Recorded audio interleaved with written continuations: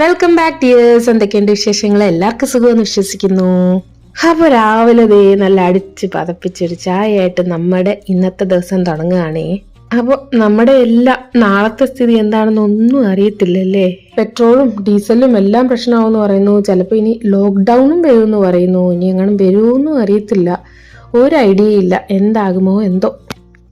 എന്തായാലും നാട്ടിൽ ചൂടൊക്കെ അല്ലേ. അപ്പോൾ ശരീരം നല്ല തണുപ്പിക്കാൻ പറ്റിയൊരു ഹെൽത്തി സംഭവം ഞാൻ കാണിച്ചു തരാം. ഒരുവിധപ്പെട്ടവർക്ക് എല്ലാവർക്കും അറിയാതിരിക്കുവേ, നമ്മുടെ പഴം കൊണ്ടുള്ള ഷാർജ ഷേക്കാണ്. അപ്പോൾ ഞാൻ ദേ കുറച്ച് ബോൺവിറ്റ എടുക്കുന്നുണ്ട്. നല്ല പഴുത്ത പഴമായിരുന്നു എൻ്റെ കയ്യിലിരുന്നത്. നമ്മുടെ റോബസ്റ്റേ പോലെ ഇവിടെ കിട്ടുന്ന മഞ്ഞപ്പഴവാ, ഒരുവിധം വലിയ പഴമായിരുന്നു. അത് ഒരെണ്ണം ഇട്ടിട്ട് നമ്മുടെ ബോൺവിറ്റ അതിലേക്ക് ഇട്ട് കൊടുത്തു. എന്നിട്ട് എന്താ, ഇനി നന്നായിട്ട് അതൊന്ന് അടിച്ചെടുക്കുക.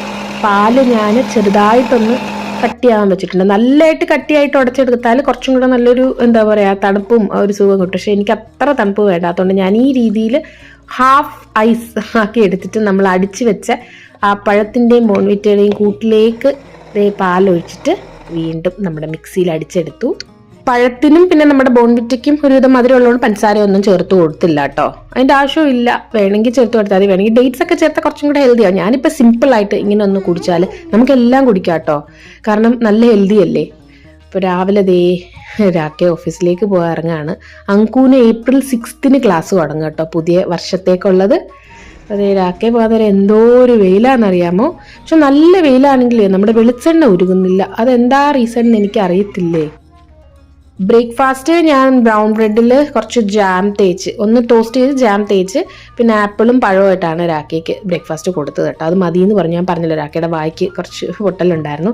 പിന്നെ ഇപ്പോൾ കിട്ടുന്ന ആപ്പിൾ ഉണ്ടല്ലോ, നല്ല സൂപ്പർ ആപ്പിളാണ്. കാണാൻ പച്ച കളറിൽ ഇരിക്കുമെങ്കിൽ നല്ല മധുരവും നല്ല ടേസ്റ്റി ക്രിസ്പിയാണ്. അപ്പം നമ്മുടെ നാട്ടിലൊക്കെ ഇത് തന്നെ ആയിരിക്കും കിട്ടുന്നത്. 1 കിലോ ഇവിടെ 200 രൂപ. പക്ഷെ നല്ല ആപ്പിളാട്ടോ. ഇത് തന്നെയാണ് നമ്മുടെ അങ്കൂനും കൊടുത്ത ബ്രേക്ക്ഫാസ്റ്റ്. ജാമും ബ്രെഡും അവനും ഇഷ്ടമാണ്. ഫ്രൂട്ട്സും ആപ്പിള് ഹെൽത്തി തന്നെയാണല്ലോ. ഞാനും ഇപ്പൊ ഡെയിലി ഓരോ ആപ്പിൾ കഴിക്കും. നമ്മുടെ മെയ്ഡിന്ന് രാവിലെ വന്നു. ഒരാൾക്ക് ഇറങ്ങിയ ഉടനെ തന്നെ പുള്ളിക്കാരി വന്നു. ഇവിടെ നവരാത്രിയുടെ അത് നടന്നുകൊണ്ടിരിക്കില്ലേ, പൂജയും കാര്യങ്ങളും ഒക്കെയാണ്.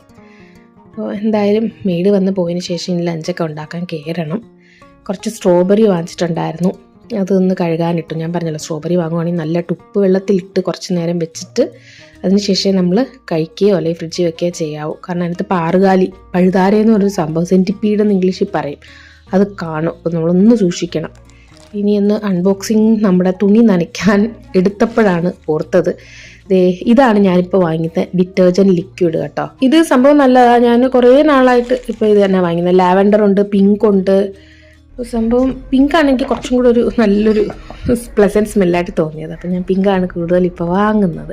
ഇതിന് കുറച്ച് നമ്മൾ ആസ് യൂഷ്വൽ നമ്മുടെ സർഫ് എക്സലിൻ്റെ ഒക്കെ ഒഴിച്ചു കൊടുക്കുന്ന പോലെ കുറച്ച് ഒഴിച്ചു കൊടുത്താൽ മതി. നല്ലൊരു മണവും കാര്യങ്ങളും ഒക്കെയാണ്. പ്രത്യേകിച്ച് ഇങ്ങനെ കുത്തി എടുക്കുന്ന മണവും അങ്ങനെ കാര്യങ്ങളൊന്നുമില്ല. നല്ല വൃത്തിയാവുകയും ചെയ്യുന്നുണ്ട് തുണിയൊക്കെ കേട്ടോ. അപ്പോൾ അതേ നമുക്ക് തുണി കുറച്ച് കഴുകാനിട്ടതിന് ശേഷം ബാക്കി കാര്യങ്ങളിലേക്ക്. അപ്പം നല്ല വെയിലുണ്ടെന്ന് ഞാൻ പറഞ്ഞല്ലോ. തുണി 2 ദിവസം പുറത്തിട്ടാൽ മതി കേട്ടോ. രാത്രി മഴയുണ്ടെങ്കിൽ നമുക്കങ്ങനെ തൂവാനടിക്കുന്ന മഴയൊന്നും അല്ല, ചെറുതായിട്ടൊന്ന് ചാറുന്നേ ഉള്ളൂ. അപ്പോൾ അതുകൊണ്ട് വലിയ കുഴപ്പമില്ല. നമ്മുടെ മാവൊക്കെ കുഞ്ഞു കുഞ്ഞു കണ്ണിമാങ്ങയായി തുടങ്ങി. അപ്പോൾ മാങ്ങ ആയതിനു ശേഷം ഞാൻ കാണിച്ചു തരാവേ. നല്ല വെയിൽ വന്നിട്ടും കട്ടിയായിരിക്കുന്നൊരു സംഭവം ഉണ്ട്. അതേ തല തിരിച്ച് ഒരു തരത്തി വരത്തില്ലല്ലേ, വലിയ പാടാണേ വെയിലത്ത് തന്നെ വെക്കുന്നത്. എന്തൊരു പാടാണ്. ഏത് കാലത്ത് ഇനി ഇത് ഒഴുകുന്നു. നമ്മുടെ നാട്ടിൽ നിന്ന് കൊണ്ടുവന്ന വെളിച്ചെണ്ണ ഇതിപ്പോൾ ഇന്നലെ രാത്രിയിൽ ഞാൻ ഭക്ഷണം ഉണ്ടാക്കാൻ നേരം നോക്കിയപ്പോഴാണ്. അപ്പോൾ ഇന്ന് ഞാൻ വെയിലത്ത് കൊണ്ടുവെക്കാമെന്ന് വിചാരിക്കുവാണ്.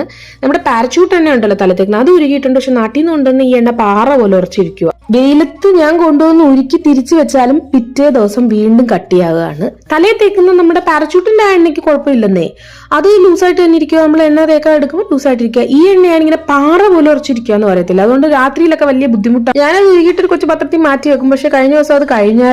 നോക്കിയപ്പോൾ ഇങ്ങനെ കട്ടിയായിട്ട് തന്നെ ഇരിക്കുക. എന്തായാലും ലൂസാക്കി എടുക്കാം. പിന്നെ നമ്മുടെ മല്ലി ഒന്ന് വറുത്ത് പൊടിക്കാം. ഞാനിപ്പോൾ കൂടുതലും മല്ലി വാങ്ങിച്ചിട്ട് കഴുകി ഒന്ന് ഉണക്കിയിട്ട് വറുത്തിങ്ങനെ പൊടിച്ചു വെക്കുക കേട്ടോ.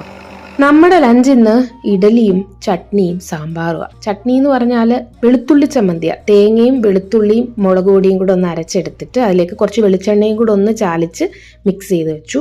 അല്ലാതെ ഞാൻ പരിപ്പ് ഉള്ളിയും കൂടെ നമ്മൾ സിമ്പിളായിട്ട് സാമ്പാർ വയ്ക്കത്തില്ല, വറുത്തിട്ടിട്ട് ആ ഒരു സാമ്പാറും വെച്ചു കേട്ടോ. ഇഡലിക്ക് സാമ്പാർ ഒരു കോമ്പിനേഷൻ ആണല്ലോ. പക്ഷെ എനിക്ക് വെളുത്തുള്ളി ചട്നി ഒത്തിരി ഇഷ്ടമാണ്. അപ്പം എനിക്ക് തോന്നിയുകൊണ്ട് ഞാൻ അത് രണ്ടും അങ്ങ് ചെയ്തു. നമ്മുടെ രാഖിയുടെ വായ പൊട്ടിയിരിക്കുമെന്ന് ഞാൻ കഴിഞ്ഞ വ്ലോഗിൽ പറഞ്ഞപ്പോൾ നമുക്ക് കമൻറ്റ് വന്നായിരുന്നു, നമ്മുടെ ഫ്രണ്ടിൻ്റെ മോര് കൊടുക്കൂ നല്ലതാന്നൊക്കെ. അപ്പം ഞാൻ എന്തായാലും മോരിങ്ങനെ അടിച്ചു കൊടുക്കുന്നുണ്ട്. പിന്നെ പനിക്കൂർക്ക അത് ഇവിടെ കിട്ടിട്ടില്ല കേട്ടോ, ആ ഇല ഇവിടെ കിട്ടിട്ടില്ല. അപ്പോൾ നമ്മുടെ കണ്ണൂരിൽ നിന്ന് വന്ന ഒരു പാഴ്സലാട്ടോ ഇത്. വേറൊന്നുമല്ല, ഞാൻ നമ്മുടെ മീനച്ചാർ ഒരു പ്രാവശ്യം കാണിച്ചില്ലേ, ഞാൻ വാങ്ങിച്ചു, ഇൻസ്റ്റയിൽ കണ്ടിട്ട് വെച്ചു, നല്ലതായിരുന്നു കേട്ടോ. അപ്പോൾ അവരുടെ നിന്ന് തന്നെ ഞാൻ ചിക്കൻ അച്ചാറും ചെമ്മീൻ ചമ്മന്തിപ്പൊടിയും വാങ്ങിച്ചു. നല്ല ടേസ്റ്റ് ഉണ്ട്. പിന്നെ അവരൊക്കെ ഒരു ഹെൽപ്പും അല്ലേ, കാരണം ഒത്തിരി കഷ്ടപ്പെട്ടുണ്ടാക്കുന്നത്. ഞാൻ ഇൻസ്റ്റയിൽ വീഡിയോ ഒക്കെ കണ്ടപ്പോഴേ അപ്പം ഞാൻ എന്തായാലും വാങ്ങിച്ചു. സംഭവം കിടിലവാ.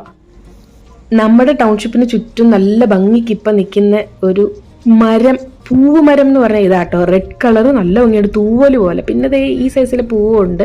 ലാസ്റ്റ് വട്ടം ഞാൻ ജമന്തി കാണിച്ചത്, ജമന്തി അല്ല ജെണ്ടുമല്ലി എന്നാണ് പറയുന്നത് കേട്ടോ.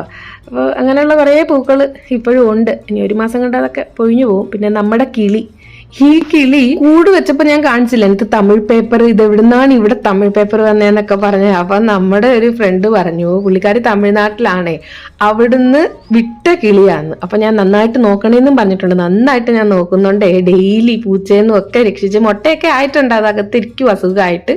മഴയും വെയിലും ഒന്നും അതിനൊരു പ്രശ്നമല്ല. ഇതേ ഓട്സിന്റെ ബ്രൗണിയാണ് ഇവിടെ കിട്ടുന്നത്. സംഭവം നല്ല ടേസ്റ്റ് ഉണ്ട്, പക്ഷെ നല്ല മധുരം, അതാണ് പ്രശ്നം. സംഭവം ടേസ്റ്റൊക്കെയാണ്, മധുരമാണ് ഒരു പ്രശ്നം. പിന്നെ നമുക്ക് ബ്രൗണി ശർക്കരയൊക്കെ ഇട്ടുണ്ടാക്കി കഴിക്കാമല്ലോ. ക്രേവിങ് തോന്നുമ്പോൾ ഇതൊക്കെ വാങ്ങിച്ച് കഴിക്കാം. സംഭവം നല്ല ടേസ്റ്റ് ഉണ്ടായിരുന്നു. എന്തായാലും ഞാൻ ഒറ്റ ഇരിപ്പിന് ആ ഒരെണ്ണം കഴിച്ചു കേട്ടോ. ഡിന്നർ നമ്മൾക്ക് ഇന്ന് പുഞ്ചപ്പൊടി കൊണ്ട് ഇടിയപ്പം ഉണ്ടാക്കാം. അപ്പോൾ ദേ നമ്മുടെ കുട്ടനാടൻ പുഞ്ചപ്പൊടി, ഇടിയപ്പപ്പൊടിയാണ്. കുറച്ച് ഉപ്പിട്ടിട്ടൊന്ന് ഇളക്കി തിളച്ച വെള്ളം ഒഴിച്ചിട്ട് നന്നായിട്ട് മിക്സ് ചെയ്തൊന്ന് കുഴച്ചെടുക്കാവേ. ഇതുകൊണ്ട് അരിപ്പത്തിരി ഉണ്ടാക്കാൻ പറ്റുമോ? എനിക്കിഷ്ടം അരിപ്പത്തിരി, പക്ഷെ ഇവർക്ക് രണ്ടുപേർക്കും അത്ര വലിയ താല്പര്യമില്ല.